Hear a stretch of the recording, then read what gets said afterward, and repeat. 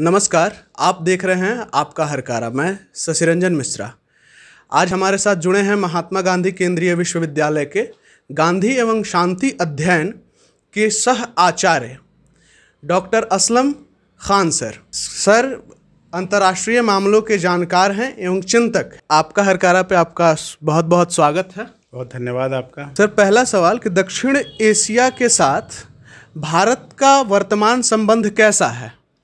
देखिए, जहाँ तक हमारे वर्तमान संबंध की बात है तो हम इसको दो फेस में ले जाएं। देखिए, पहली जो फॉरेन पॉलिसी, विदेश नीति जो है भारत की, थोड़ी आइडियलिस्टिक रही। उसमें बहुत सारी चीज़ें रही, एक आइडियलिज़म का बहुत बड़ा इम्पैक्ट दिखाई दिया। लेकिन जब मोदी जी देश के प्रधानमंत्री बने तो उन्होंने एक नए सिरे से रीशेप किया हमारी विदेश नीति को, और उस विदेश नीति में एक रियलिस्टिक अप्रोच वो लेके आए कि एक रियलिस्टिक अप्रोच के तहत सारे कंट्रीज़ से उन्होंने अपना दक्षिण एशिया के जो देश हैं, चाहे वो नेपाल है, चाहे पाकिस्तान है, श्रीलंका है, बांग्लादेश है, उन्होंने रीशेप किया एक रिलेशनशिप को, और एक गार्जियन की भूमिका में कैसे एक शांतिपूर्वक तरीके से रह सकते हैं। तो इस तरीके से अब उसमें देखिए, हर कंट्री की आजकल अपनी इंडिपेंडेंट विदेश नीति है, उनके अपने मुद्दे हैं, उनके अपने स्ट्रेटेजिक अलाइंस हैं। तो जैसा कि हम जानते हैं, दक्षिण एशिया में जहाँ तक हम बात करें पाकिस्तान की, तो पाकिस्तान से हमारा कश्मीर को लेकर डिस्प्यूट है भाई, आज़ादी के बाद से। अब पाकिस्तान को अपने सर्वाइवल के लिए या अपने जो उसका जस्टिफिकेशन है कश्मीर विवाद को लेके, उनको इंटरनेशनल एक्टर्स की ज़रूरत पड़ी। तो उसमें चाइना है, उसमें अमेरिका है, ये हमेशा से पाकिस्तान के अलाइंस में रहे, और वो अलाइंस हमेशा जो है इंडिया के इंटरेस्ट के लिए डिट्रीमेंटल रहा। और दूसरी बात आप करें नेपाल की, तो नेपाल को वर्तमान समय में हम देखें तो हमारा बड़ी हिस्टोरिकल टाइज़ रही हैं, कल्चरल टाइज़ रही हैं सदियों से नेपाल के साथ, धार्मिक तौर पे, सांस्कृतिक के तौर पे। और यहाँ पे जो स्पेशल जो उनको स्टेटस है नेपाली सिटीजन्स को, जैसे हमारे भारत के लोगों को उनको भी है। यहाँ पे वो जॉब में भी हैं, वो शादी भी होती है आपस में।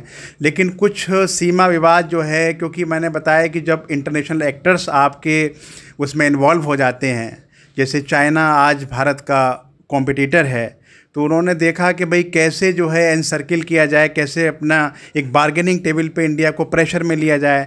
तो अब चाइना को हमने देखा वर्तमान समय में, नेपाल को, कि उन्होंने अपना एक बॉर्डर डिस्प्यूट, वो काला पानी में और इधर उधर लिपुलेख साइड में कुछ रहे, लेकिन वो क्योंकि हमारी हिस्टोरिकल टाइज़ रही हैं तो डिप्लोमेटिक लेवल पे वो बहुत हद तक उसको हमने मैनेज किया है। और रही बात बांग्लादेश की, तो ये पूरा जो रीजन है बांग्लादेश में, आपके जो उनके पोर्ट हैं, श्रीलंका के पोर्ट हैं, वो चाइना ने यूज़ किए हैं इंडिया के अगेंस्ट, और उसमें लगातार उसमें बढ़ोतरी हो रही है। तो ये बहुत सारी चीज़ें हैं, तो उसमें बहुत सारे फैक्टर्स हैं, जो एक्सटर्नल पावर्स हैं उनका रोल है। तो इस तरीके से जो हमारा सार्क जो बना था, जिसकी स्थापना हुई थी एक सहयोग के लिए, उस तरीके का सहयोग नहीं हो पा रहा है। तो जहाँ तक देखें, भारत को ना कि दक्षिण एशिया में बल्कि एशिया में एक महाशक्ति के रूप में उभर रहा है वर्तमान नेतृत्व में। तो भारत को जो है उस लिहाज से देखा जाना चाहिए, और उसके संबंध भी उसी हिसाब से दोबारा स्थापित हुए हैं और रीशेप हुए हैं। अंतर्राष्ट्रीय मामलों के जानकार होने के नाते भारत का जो तालिबान के साथ संबंध है या उसको लेके जो दृष्टिकोण होनी चाहिए, उसे लेकर आप क्या सोचते हैं? देखिए, जहाँ तक देखिए, इसमें भी दो फैक्टर हैं। एक तो भारत का जो ऑफिशियल रुख क्या है तालिबान को लेके, एक हमारे यहाँ पब्लिक परसेप्शन क्या है तालिबान को लेके, इसमें दो बातें हैं। तो जहाँ तक हम भारत के रुख की बात करें, क्योंकि भारत का अफ़गानिस्तान से हमेशा मैत्रीपूर्ण संबंध रहा है, और अफ़गानिस्तान के लोगों को भारत से बहुत उम्मीदें रही हैं हमेशा से। लेकिन जिस तरीके से तालिबान का टेक ओवर हुआ है अमेरिका से डील होने के बाद, वो एक बहुत निराशाजनक एक स्थिति यहाँ पे उत्पन्न हुई है दक्षिण एशिया में ख़ास तौर पे। और भारत के लिए इसके अपने डिफरेंट तरीके के अभी रिज़ल्ट सामने आएंगे कि किस तरीके से हमारी विदेश नीति उनके साथ होगी, किस तरीके से हमारी रिलेशनशिप उनके साथ डेवलप होगी, क्या हम उनको रिकॉग्नाइज़ करने जा रहे हैं नहीं। क्योंकि तालिबान का जहाँ तक इतिहास रहा है, उन्होंने पाकिस्तान की जो इंटेलिजेंस है या पाकिस्तान की मिलिट्री है, उनसे मिल करके भारत के जो इंटरेस्ट हैं कश्मीर में हो या वैसे एक्सट्रीमिज़म में हो, तो उनके अगेंस्ट काम किया है हमेशा, जो तालिबान की आइडियोलॉजी है तो, और जो इनका अलाइंस है पाकिस्तान के ISI के साथ। तो ऐसे में भारत अभी ये कहना अभी बहुत जल्दबाजी होगी किस तरीके की पॉलिसी भारत उसको अपनाएगा तालिबान के साथ। लेकिन तालिबान का आना अफ़गानिस्तान में भारत के हितों के लिए बहुत अच्छी बात नहीं है। और जितने भी हमारे स्ट्रेटेजिक एनालिस्ट हैं या जो भी हमारे फॉरेन पॉलिसी की इस्टेब्लिशमेंट के यहाँ पे थिंक टैंक हैं, उनका सबका मानना यही है कि एक इंक्लूसिव गवर्नमेंट अगर तालिबान वहाँ लाते हैं, क्योंकि आप देख रहे हैं कि तालिबान के अंदर भी बहुत सारे फ्रैक्शंस हैं, और जिस हिसाब से पाकिस्तान का दखल बढ़ रहा है, उसकी ISI का दखल बढ़ रहा है, और जिस हिसाब से भी मिनिस्ट्रियल बर्थ दी गई हैं, उसमें UN के द्वारा डेजिग्नेटेड जो टेररिस्ट थे उनको मिनिस्टर बनाया गया है। तो ये सब चीज़ें एक इंडिकेट करती हैं ना कि सिर्फ भारत के लिए बल्कि पूरे एशिया के लिए एक थ्रेट इमर्ज हो रही है लॉन्ग टर्म में। रशिया भी चिंतित है, और आपका नाटो पावर्स भी जो यूरोपियन कंट्री हैं, नेटो के मेंबर्स, वो भी चिंतित हैं इसको लेके, और आपके जो भी सेंट्रल एशियन रिपब्लिक हैं वो भी चिंतित हैं, क्योंकि जो नॉर्दर्न अलाइंस जो भी जहाँ पंजशीर में जहाँ अभी हम देख रहे हैं वर्तमान समय में तालिबान का जहाँ पे चल रहा है उनसे, और वो कह रहे हैं कि हमने कैप्चर कर लिया, वो कह रहे हैं कि नहीं अभी हम अपने सर्वाइवल के लिए फ़ाइट कर रहे हैं। तो वो खैर जो भी है पंजशीर, वो पूरा एरिया जो है वो उसमें ईरान का इंटरेस्ट इफेक्ट हो रहा है। सेंट्रल एशिया के जो हैं तजाकिस्तान और ये जो उज़्बेकिस्तान है, ये कंट्री थ्रेट पे हैं, क्योंकि जितना भी अफ़गान गया है यहाँ से जो लोग गए हैं वो वहाँ पे शेल्टर ले रहे हैं, और एक तरीके का अलाइंस जो है उनको मिलिट्री अलाइंस इमर्ज होगा नियर फ्यूचर में। तो एक सिविल वार के वहाँ चांसेस हैं। It will be too early, अभी बहुत जल्दबाजी होगी इसको कहना कि भाई कैसा किस तरीके का वहाँ पे अभी होगा, क्योंकि अभी उन्होंने एक एंटरिम गवर्नमेंट फॉर्म की है जो कि एक्सेप्टेबल नहीं है, जिसमें टेररिस्ट जो डेजिग्नेटेड टेररिस्ट हैं उनको मिनिस्टर्स बनाया गया है। तो ये बहुत जल्दबाजी होगी अभी कुछ कहना। लेकिन भारत का रुख क्लियर है कि भारत जो है आतंकवाद से कोई समझौता करने वाला नहीं है, और ये भारत वो पुराना भारत नहीं है, ये एक नया भारत है, और जो वो भारत है कि जो आज एक वर्ल्ड पावर की रेस में खड़ा हुआ है। आज हमारे पास nuclear technology, missile technology, air power, naval power, सब में हम लोग सक्षम है, और एक वर्ल्ड की टॉप आर्मीज़ में हमारा नंबर है। तो वो भारत पुराना भारत नहीं है। तो तालिबान भी जो भी कदम उठाएगा वो ये सोच के उठाएगा कि हमारे इंटरेस्ट इससे इफेक्ट ना हो, और हमारी भी एस्टेब्लिशमेंट चाहेगी कि भाई अगर इंडिया फ्रेंडली पॉलिसी है तो कोई हमारी सरकार को या कोई जो भी इस्टेब्लिशमेंट उसको कोई दिक्कत नहीं होनी चाहिए। अगर हमारे इंटरेस्ट इफेक्ट होते हैं तो जाहिर है हमारा देश, हमारा सक्षम है वर्तमान नेतृत्व में कोई भी रेस्पॉन्ड करने के लिए किसी भी क्राइसिस में। कि तालिबान के जो वर्तमान सरकार हैं, क्या अफ़गानिस्तान की जो सरकार थी उस सरकार की तरह अंतर्राष्ट्रीय स्तर पर, वैश्विक स्तर पर क्या उन्हें उनका वो साख होगा, उन्हें वो सम्मान मिल पाएगा अंतर्राष्ट्रीय स्तर पे? देखिए, जहाँ तक तालिबान की वर्तमान सरकार की बात है, अगर हम उसकी तुलना पिछली सरकार से करें तो वो जो पिछली सरकार थी, क्योंकि वो US बैक्ड एक ऑपरेशन था, उसके तहत वो सरकार आई थी, तो जहाँ पे अमेरिका का एक वर्ल्ड लेवल पे जहाँ पे प्रतिनिधित्व है या अमेरिका की जो भी मूव्स हैं उसको वर्ल्ड एक्सेप्ट करता है, तो गवर्नमेंट एक्सेप्ट हुई और यूनाइटेड नेशन में और सब जगह उनको एक स्थान मिला, ठीक है। लेकिन अब अगर हम तुलना वर्तमान सरकार से करें तो वर्तमान सरकार में चूँकि ये डील भी जो है तालिबान की अमेरिका के साथ हुई है, और ये पावर शेयरिंग डील थी जिसका भारत भी हिस्सा था। लोग कह रहे हैं कि भाई भारत को बहुत ज़्यादा नुकसान है इसमें, तो मैं बता दूं कि दक्षिण एशिया में अगर सबसे ज़्यादा कोई, अगर अभी आपको ड्राइविंग सीट पे पाकिस्तान दिख रहा है, लेकिन लॉन्ग टर्म में पाकिस्तान इसका बेनिफिशियरी नहीं होगा। अमेरिका जो भी मूव करता है वो अपने इंटरेस्ट के हिसाब से करता है। पिछली सरकार उन्होंने अपने इंटरेस्ट के हिसाब से बनवाई, और ये सरकार गिरवाई, मैं ये कहूँगा गिरवाई, तो वो भी अपने इंटरेस्ट से गिरवाई, ठीक है। तो उनके इंटरेस्ट, अमेरिकन इंटरेस्ट हैं ईरान को काउंटर करना, ठीक है, तो एक उनका वो उद्देश्य है। और उनका दूसरा मूव ये है कि जो उनका मिलिट्री एक्सपेंडिचर हो रहा था तो बहुत ज़्यादा था, एक पब्लिक आउटक्राई थी अमेरिका के अंदर, उसको भी उनको मैनेज करना था। तो जिस हिसाब से चीज़ें हुई हैं, जिस हिसाब से तालिबान आया है, तो कोई रेजिस्टेंस नहीं हुआ। इट मीन्स के जो बड़े पावर थे उनकी एक्सेप्टेंस थी इसके अंदर, और जब उनकी एक्सेप्टेंस थी तो सूनर और लेटर जो है अभी गवर्नमेंट बनी है तो किसी की कोई बड़ी प्रतिक्रिया नहीं आई है।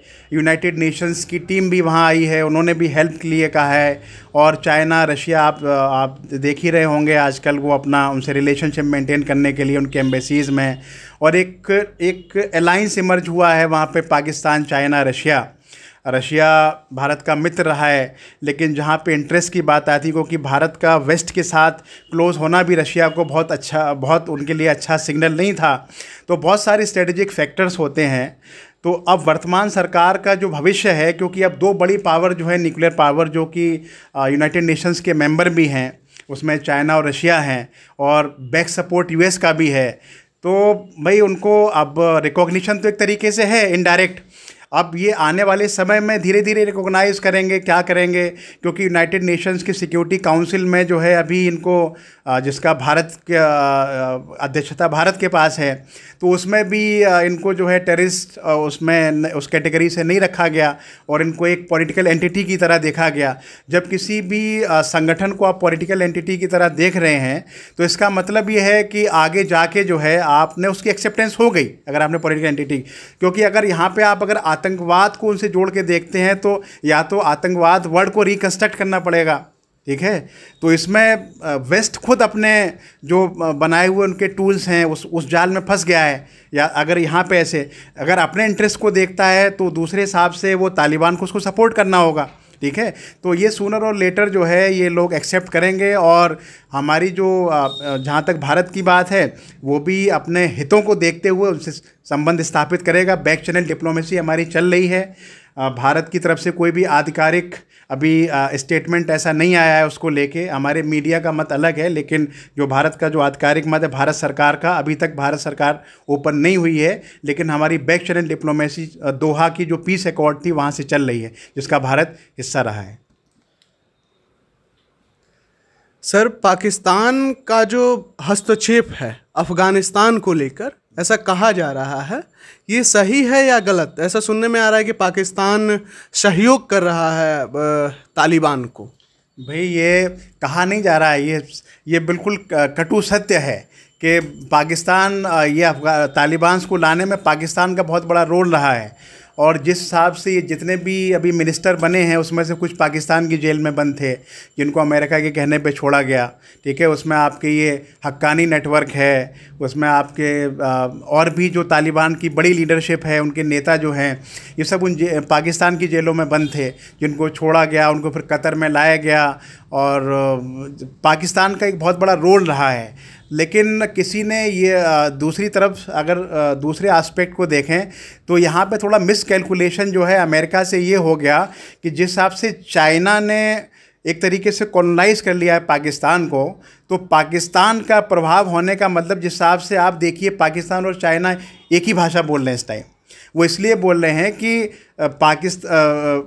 वेस्ट से जो थोड़ा सा डिटैचमेंट हुआ पाकिस्तान का आतंकवाद की नीतियों को लेके, जो भारत की एक ऑफेंसिव पाकिस्तान के खिलाफ एक नीति रही है कि भाई यहाँ दक्षिण एशिया में या कहीं पे भी आतंकवाद का भारत समर्थन नहीं करेगा। भारत सहयोग का, भारत मित्रता का समर्थन करेगा, लेकिन आतंकवाद का समर्थन नहीं करेगा।